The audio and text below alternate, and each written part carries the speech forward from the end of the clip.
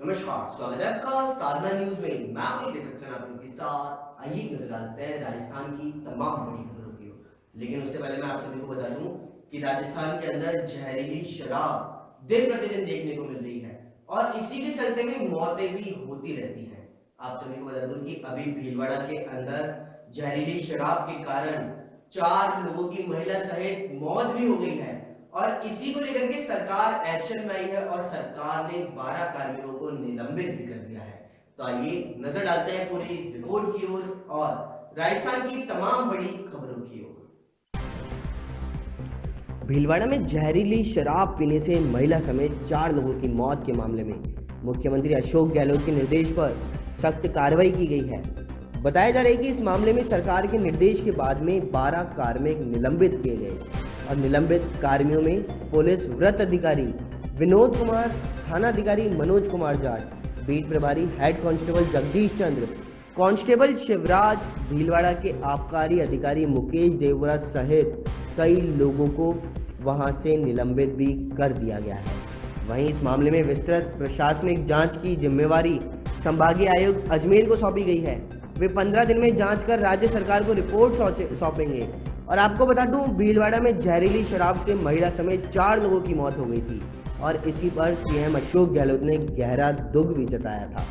CM Gehlot ने tweet करके कहा कि भीलवाड़ा शराब दुखांतिका में मृतकों के परिजनों के प्रति मेरी गहरी संवेदनाएं भी हैं। उन्होंने उपचाररत पीड़ितों के शीघ्र स्वास्थ्य और लाभ की कामना की है।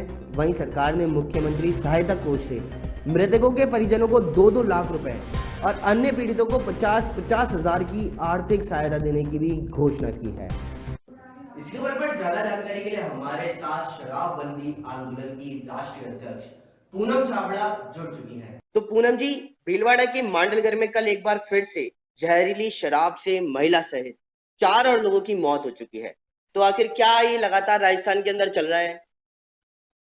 देखिए, सरकार की अवहेलना हो रही है पूरी तरीके से और सरकारी अधिकारी जिस तरीके से लोगों की जान की परवाह ना करके सिर्फ काला धन अपनी जेब में डालने के लिए जो लापरवाही कर रहे हैं, उसी का ये नतीजा है कि अभी 10 दिन पहले भी भरतपुर में इतनी बड़ी वाकया हुई, उसके बाद भी ये लोग सबक नहीं ले रहे।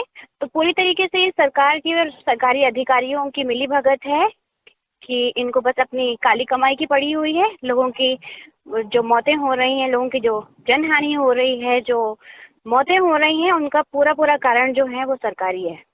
लेकिन अगर देखा जाए तो इसके अंदर पूरे में 12 कार्मिकों को निलंबित भी किया गया है। तो आपको क्या लगता है कि उनका जहरीली शराब के अंदर कुछ हाथ था? देखिए, बिल्कुल हाथ तो है ही और अगर उनको बर्खास्त कर दिया गया है तो ये सरकार जो है अपनी जिम्मेदारी से पल्ला झाड़ नहीं सकती। सिर्फ उनको बर्खास्त करके कहीं ना कहीं अधिकारियों की मिलीभगत है। जब एक आम नागरिक इन लोगों को सूचित करता है कि हमारे यहाँ पे हथकढ़ शराब बनाई जाती है, तब ये लोग कार्रवाई नहीं करते हैं, क्योंकि कहीं ना कहीं इनको अपनी काली कमाई की जो मोटी बात आती है कि काली कमाई की पड़ी हुई होती है। जब ये लोग सूचना के बाद भी कार्रवाई नहीं करते हैं तो ये सब मिलीभगत है इन लोगों की। वो लोग पूरे मिले हुए थे, इसीलिए उन लोगों को बर्खास्त कर दिया गया है और सरकार ने उनको बर्खास्त किया है तो कहीं ना कहीं अपना पल्ला झाड़ा है जिम्मेदारी से कि उन लोगों को जान की और जो जान हानि हो रही है उनकी कोई नहीं पड़ी हुई है, इसीलिए इनको बर्खास्त किया गया है, पल्ला झाड़ा है सरकार ने। आप बिल्कुल सही कह रही हैं, क्योंकि जब तक कुछ जनहानि नहीं होती है तब तक सरकार कोई एक्शन नहीं लेती है, और जब कोई जनहानि हो जाती है उसके बाद में सरकार के द्वारा एक्शन लिया जाता है। जी बिल्कुल। और इसी पर मैं आपको बता दूं कि मुख्यमंत्री सहायता कोष से 2-2 लाख रुपए, मृत को 50,000 रुपए, पीड़ितों को आर्थिक सहायता दी जाएगी। तो आखिर सरकार किसी की मौत होने का इंतजार क्यों करती है? इस बार पहले ही कोई रणनीति क्यों नहीं बना लेती? रणनीति नहीं बना सकती क्योंकि सरकार नहीं चाहती है कि लोगों में शराब जो बिक रही है, चाहे हथकढ़ हो, चाहे देशी हो, चाहे विदेशी हो, सरकार नहीं चाह रही है कि उसका कारोबार रोकें। सरकार कारोबार नहीं रोकना चाह रही, इसलिए तो लोगों की मौत हो रही है। सरकार चाह रही है कि इसका और कारोबार वो पनपाए।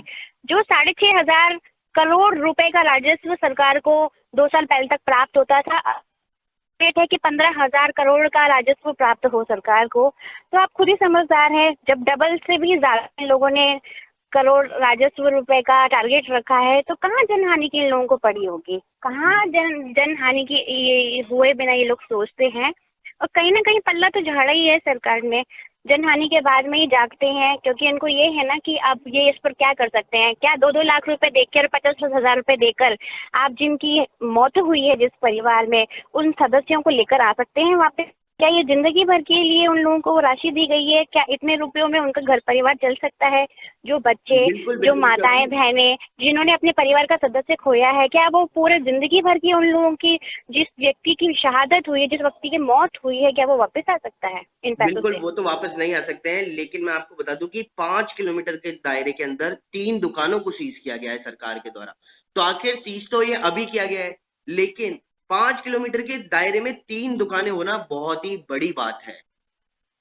ये वही बात है पुलकित जी, मैंने इसके पहले वाले इंटरव्यू में भी आपसे बताया था कि एक लाइसेंस शुदा दुकान पे ये लोग 6-6 दुकानें अवैध तरीके से खोल कर बैठे हैं, और मिली भगत के बिना, सरकार की और अधिकारियों के बिना मिली भगत के ये पॉसिबल हो नहीं सकता। एक लाइसेंस पे 5 दुकानें कैसे खुल सकती हैं? तो 5 किलोमीटर में अगर 3 दुकानें हैं तो इसका मतलब आप खुद समझदार हैं कि सरकार और अधिकारी किस तरीके से मिली जुली करके बैठे हुए हैं। एक लाइसेंस पे 3-3 दुकानें खोल के बैठे हैं, तो बिल्कुल सब लोगों की मिली भगत है। ये इन लोगों की बिना जानकारी के तो वहाँ पर चल नहीं रही थी, इनको सब मालूम था, लेकिन जनहानि हुई और हमें ये एक बेहद दुखद हादसे का जो है लोगों को शिकार होना पड़ा, और हमें किस्सा फिर से 15 दिन में एक दोबारा नया किस्सा सुनने को मिला। बिल्कुल बिल्कुल, तो इस पर ज्यादा जानकारी देने के लिए आपका बहुत बहुत धन्यवाद, और आगे भी आप इस पर जानकारी देते रहिएगा। जी बिल्कुल, धन्यवाद पुलकित जी। जैसलमेर के अंदर सरहदी जिले जैसलमेर के सत्याना गांव के मदरसे में एक बेरहम मौलवी का मासूम बच्चों को थप्पड़ों से पीटते हुए वीडियो वायरल हो रहा है। बच्चों की कसूर सिर्फ इतना था कि उन्होंने होमवर्क पूरा नहीं किया था। अब पिटाई का वीडियो वायरल होने पर पुलिस ने मौलवी को गिरफ्तार तो कर लिया। जैसलमेर के सत्याया गांव में मदरसे में कुछ बच्चे पढ़ने के लिए आते हैं। वहां सूरतगढ़ निवासी अब्दुल अजीज बच्चों को पढ़ाता है। अब्दुल अजीज ने उसके पास पढ़ने आने वाले 3 बच्चों की बेरहमी से पिटाई कर दी। पिटाई करते समय वह बार बार कैमरे की तरफ भी देख रहा था। किसी ने इसका वीडियो बनाकर सोशल मीडिया पर पोस्ट कर दिया। वीडियो में नजर आ रहा है कि अब्दुल अजीज मदरसे में 3 बच्चों को पढ़ा रहा है, जबकि कुछ बच्चे पीछे भी बैठे हुए नजर आ रहे हैं। अब्दुल अजीज के सामने बैठे 3 बच्चे उन्हें दिया गया होमवर्क पूरा नहीं कर पाए, तो इससे खफा होकर के अब्दुल अजीज ने उनकी पिटाई करनी शुरू कर दी। मार पड़ते ही तीनों बच्चे रोने लगे, तो वह उन्हें धमकाते हुए मारता रहा और कहता रहा कि रोए तो और मार पड़ेगी। 3 बच्चे डरे सहमे हुए मार खा रहे हैं, तो वह उन्होंने गालों और पीठ पर थप्पड़ और घूंसे मारता रहा है। अजमेर शहर के एक पेट्रोल पंप पर बड़ा हादसा देखने को मिला। यहाँ के आदर्श नगर स्थित एक पेट्रोल पंप पर शुक्रवार शाम धमाके के साथ में आग लग गई। एएनआई के मुताबिक इस हादसे में 9 लोग गंभीर रूप से घायल हुए हैं। हादसे की सूचना मिलते ही पुलिस और फायर ब्रिगेड मौके पर पहुंची और कड़ी मशक्कत के बाद में आग पर काबू पाया गया है। डीएम ने इस घटना की जांच के आदेश दिए हैं, और जानकारी के मुताबिक आप सभी को बता दूं, हादसा शाम के समय उस वक्त हुआ जब पेट्रोल पंप परिसर में बने एलपीजी इस टैंक को सीएनजी में बदले जाने की प्रक्रिया चल रही थी। बताया जा रहा है कि टैंक में कुछ एलपीजी गैस बकाया थी। टैंक को साफ करने के लिए जनरेटर लगाया गया था। इसी बीच अचानक जनरेटर में आग लग गई और ब्लास्ट हो गया। आग भड़कने से वहां रखे ट्रक का ड्राइवर भी झुलस गया, जबकि पेट्रोल पंप मालिक सुरेंद्र दुआ, बेटा जतिन दुआ, भारत पेट्रोलियम के अधिकारी समेत 9 लोग आग से झुलसते हुए भी नजर आए हैं। सभी को हादसे के फौरन बाद अस्पताल में भर्ती कर दिया, और इस हादसे के बाद में जिला प्रशासन के अधिकारी भी मौके पर पहुंच गए, और जिलाधिकारी ने इस हादसे की जांच के लिए एक टीम का गठन कर रिपोर्ट मांगी है। राजस्थान में जाते जाते सर्दी अपना जबरदस्त असर दिखा रही थी। प्रदेश के कई जिलों में शीतलहर चलने का दौर अभी भी जारी है। राज्य के एकमात्र हिल स्टेशन माउंट आबू में जनवरी के अंत में सर्दी का गत 15 वर्षों का रिकॉर्ड टूट चुका है। वहां पर गुरुवार रात को जहां पारा -4.6 डिग्री दर्ज किया गया, तो वहीं पारा शुक्रवार की रात को -2.2 डिग्री पर अटका रहा था। मौसम विभाग के अनुसार शनिवार और रविवार को भी शीतलहर से राहत मिलने गई। वहीं सोमवार से मौसम में बदलाव होगा और सर्दी का असर काफ़ी हद तक कम हो जाएगा। राजधानी जयपुर के रात के तापमान में हालांकि मामूली बढ़ोतरी हुई, लेकिन शनिवार को सुबह से हाथ कपाने वाली सर्दी रही है। सर्दी से बचाव के लिए भी लोग सड़क किनारे अलाव का सहारा लेते हुए दिखे तो मौसम विभाग के मुताबिक जयपुर के तापमान में मामूली गिरावट दर्ज की गई है। यहाँ पर शुक्रवार रात को न्यूनतम तापमान 6 डिग्री सेल्सियस रहा, लेकिन सर्दी का असर अभी भी बरकरार है। अलवर जिले के भिवाड़ी के सैदपुर गांव का महज 19 साल के जाबाज निखिल दाइमा शुक्रवार को जम्मू कश्मीर के उरी सेक्टर में पाकिस्तान की ओर से किए गए सीज फायर के उल्लंघन के बाद हुई मुठभेड़ में शहीद हो गए हैं। शहीद निखिल दाइमा के पार्थिव देह को शनिवार को कश्मीर से दिल्ली लाया जाएगा, तो वहां से शहीद को उनके पैतृक गांव सैदपुर लाया जाएगा। उसके बाद सैदपुर में ही उनका पूरे सैन्य सम्मान के साथ में अंतिम संस्कार किया जाएगा। सीएम अशोक गहलोत ने ट्वीट कर कहा कि निखिल ने देश के लिए सर्वोच्च बलिदान दिया है। गहलोत ने जाबाज निखिल की शहादत को नमन करते हुए ईश्वर से परिजनों को संबल प्रदान करने की प्रार्थना की है। तो सीएम ने कहा कि इस कठिन घड़ी में हम सब शोक संतप्त परिवार के साथ में खड़े हुए हैं। जानकारी के अनुसार भिवाड़ी इलाके का सबसे कम उम्र में शहीद होने वाला देश का जाबाज सिपाही निखिल दाइमा अप्रैल 2019 में 3 राजपूत रेजिमेंट में भर्ती हुए थे। शुक्रवार पाकिस्तान की ओर से सीज फायर का उल्लंघन किया गया था। वह पाकिस्तानियों को मुंह तोड़ जवाब देते हुए अपने प्राणों को न्यौछावर कर दिया। निखिल दाइमा के पिता एक टैक्सी ड्राइवर हैं और शहीद का छोटा भाई चंदन दाइमा भिवाड़ी में 10वीं कक्षा में पढ़ाई कर रहा है।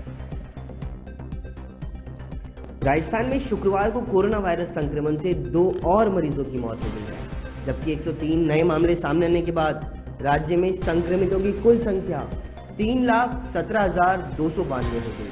अधिकारियों ने बताया कि शुक्रवार की शाम 6 बजे तक बीते 24 घंटे में राज्य में कोरोना वायरस संक्रमण से 2 व्यक्तियों की मौत हो गई थी, जिससे राज्य में अब तक मृतकों की संख्या बढ़कर के 2765 हो गई है। उन्होंने बताया कि शुक्रवार को राज्य के 33 जिलों में से 11 जिलों में कोरोना वायरस संक्रमित बताया कि इस दौरान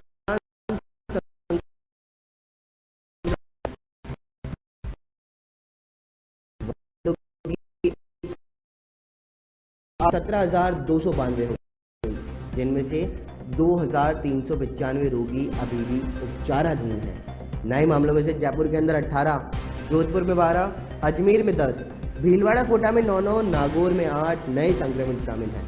उन्होंने बताया कि इसी दौरान राज्य में 265 लोग कोरोना वायरस संक्रमण से ठीक भी हुए हैं और राज्य में अब तक कुल 3,12,132 लोग ठीक हो चुके हैं।